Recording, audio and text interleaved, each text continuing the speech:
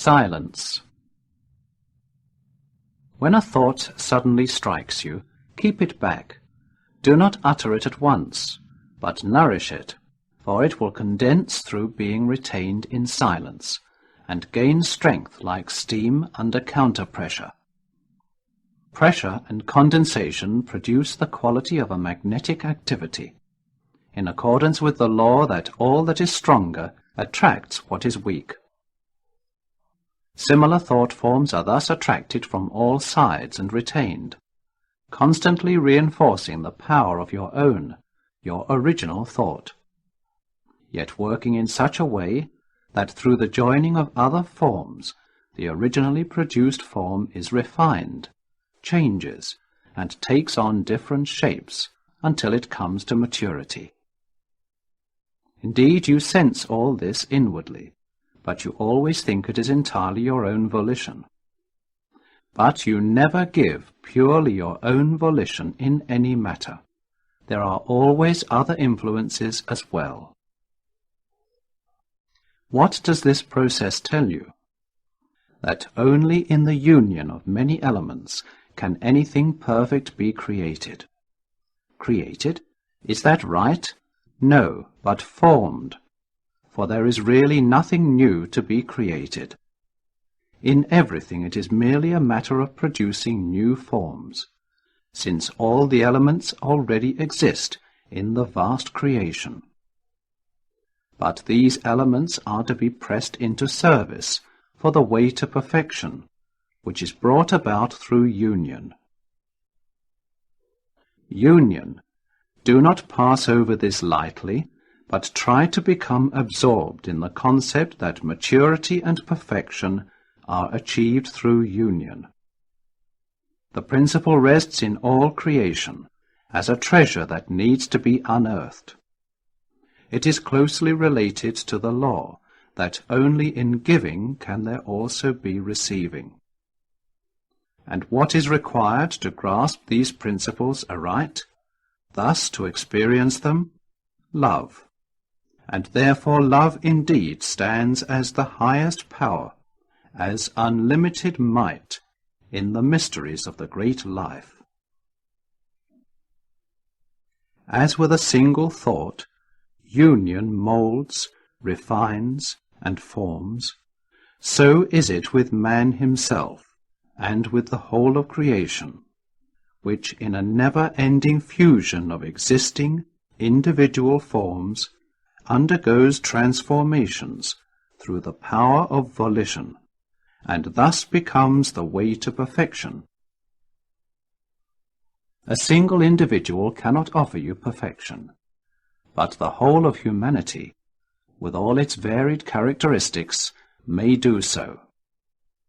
Each individual has something which is definitely part of the whole, and this is also why one so far advanced as no longer to know any earthly desires, loves all mankind, not one individual, because only the whole of mankind can make the strings of his mature soul, laid bare through purification, sound the chord of heavenly harmony.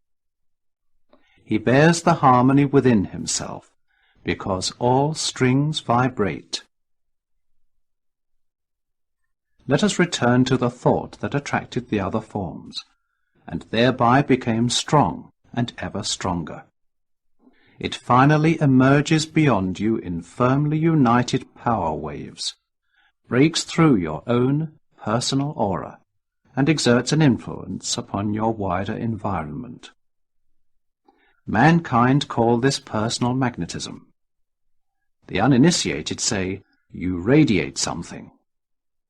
According to your nature, either unpleasant or pleasant, attractive or repulsive. It is felt. But you do not radiate anything. The process which engenders the feeling in these others has its origin in the fact that, like a magnet, you draw to yourself all that is spiritually similar. And it is this drawing that is felt by those around you. Yet in this too lies the reciprocal effect.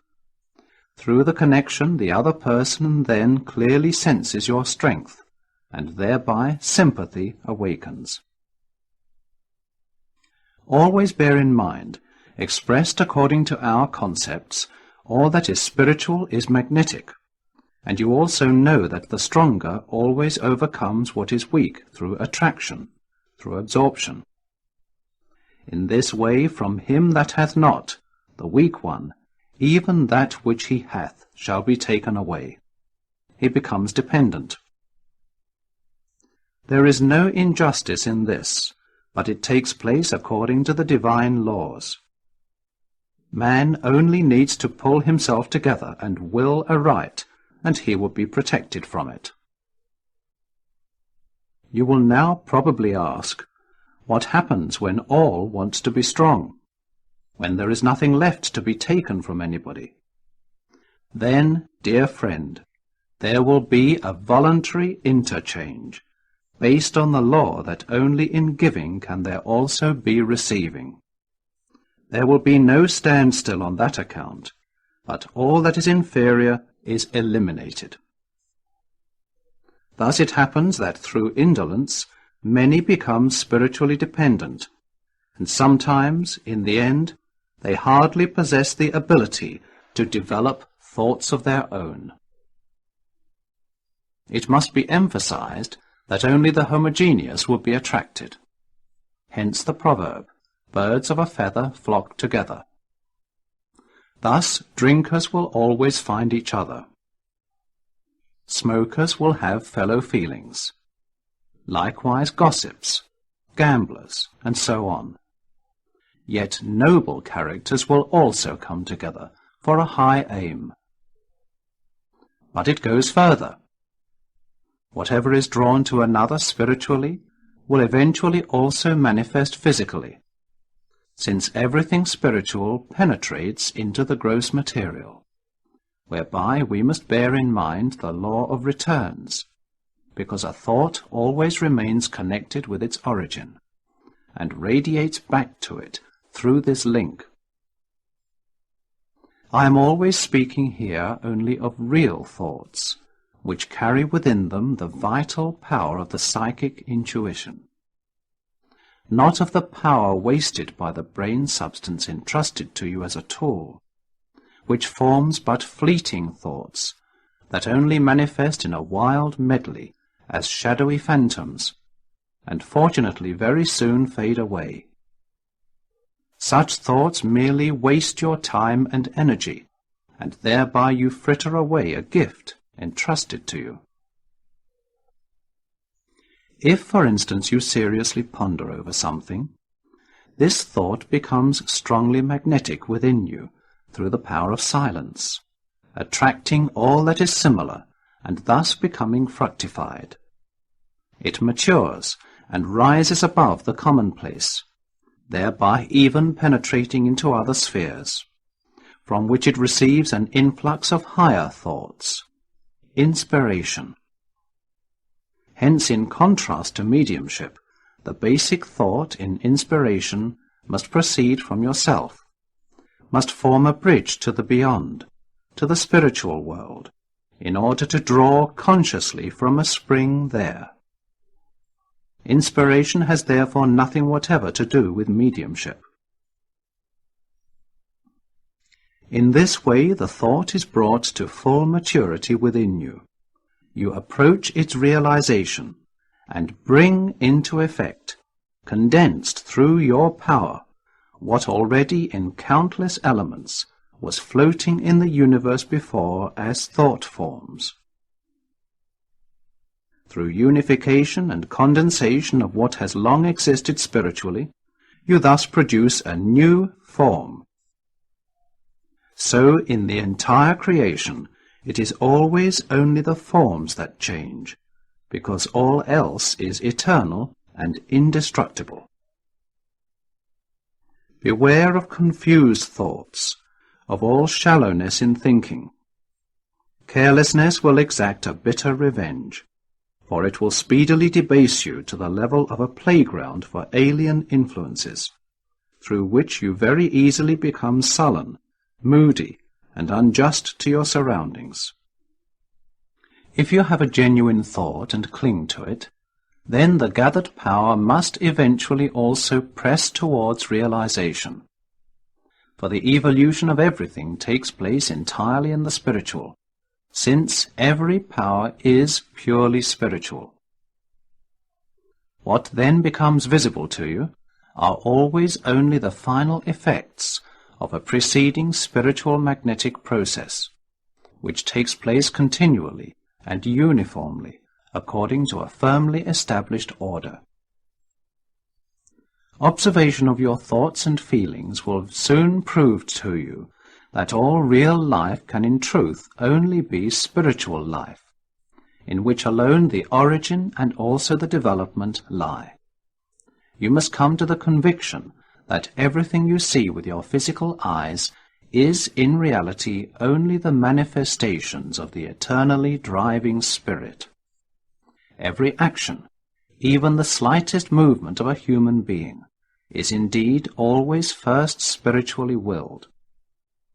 The physical bodies merely act as spiritually animated instruments, which themselves only took shape through the power of the Spirit. The same applies to trees, stones, and the whole earth. Everything is animated, permeated, and driven by the creative spirit. However, since all matter, thus all that can be physically seen, is simply the outcome of spiritual life, it is not hard for you to comprehend that conditions on earth are also formed according to the nature of the spiritual life which immediately surrounds us. What logically follows from this is clear. Through the wise ordering of creation, man has been given the power to shape conditions for himself with the power of the Creator. Happy is he who uses it only for good, but woe unto him who succumbs to the temptation to use it for evil. The spirit in men is only encompassed and darkened by earthly desire, which clings to it like dross, burdens it, and drags it down. However, his thoughts are acts of will, endowed with spiritual power.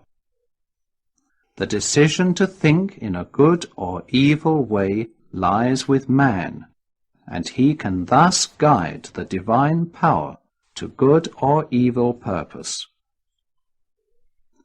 Therein lies the responsibility that man bears, for reward or retribution will infallibly be his, as all the consequences of his thoughts return to the starting point through the established reciprocal action, which never fails, and which is quite inflexible in this matter, thus inexorable, thereby also incorruptible, stern, and just.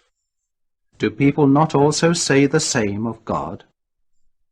If today many opponents of religion reject the existence of a Godhead, this cannot in any way alter the facts I have cited. People need only omit the little word God, and engross themselves deeply in science, and they will find exactly the same, only expressed in different words. Is it not absurd, therefore, still to argue about it? There is no getting round the laws of nature. No man can defy them. God is the power that activates the natural laws, the power that nobody has yet grasped or seen, but whose effects every one, daily, hourly, indeed in every fraction of a second, must see, intuitively sense and observe, if only he wants to do so, in himself, in every animal, every tree, every flower, in every fibre of a leaf, swelling and bursting its sheath to come to the light. Is it not blindness to oppose this so obstinately, while everyone, including these stubborn repudiators themselves, confirms and acknowledges the existence of this power? What is it that prevents them from calling this acknowledged power God? Is it childlike obstinacy? Or is it a certain shame at being obliged to confess that they have been obstinately trying all the time to deny something the existence of which has always been clear to them? Probably nothing of all this. The cause may well lie in the caricatures of the great Godhead held up to mankind from so many sides, which on serious investigation they could not accept. Any attempt to press the all-embracing and all-pervading power of the Godhead into a picture must certainly debase and dishonor it. On serious reflection, no picture can be brought into harmony with it. Just because every man bears within him the awareness of God, he rejects with misgiving the narrowing down of the great, inconceivable power that created and guides him. It is dogma that is to blame for a great number of those who in their antagonism seek to overstep the mark altogether, very often against the certainty living within them. The hour is not far distant, however, when spiritual awakening will come, when the words of the Redeemer will be rightly interpreted, and his great work of redemption rightly grasped. For Christ brought redemption from the darkness, by pointing out the way to the truth, by showing as a man the path to the luminous height, and with his blood shed on the cross, he set the seal to his conviction. Truth has never yet been different from what it was even then, and is today, and still will be tens of thousands of years hence, for it is eternal. Therefore learn to know the laws contained in the great book of the entire creation. To submit to them means to love God, for then you will bring no discord into the harmony, but will help to bring the resounding chord to its full magnificence. Whether you say, I voluntarily submit to the existing laws of nature because it is for my own good, or I submit to God's will, which manifests in the laws of nature, or to the unfathomable power which activates the laws of nature, would the effect be any different? The power is there, and you recognize it. You simply must acknowledge it, because as soon as you reflect a little, there is nothing else you can do, and thereby you acknowledge your God, the Creator.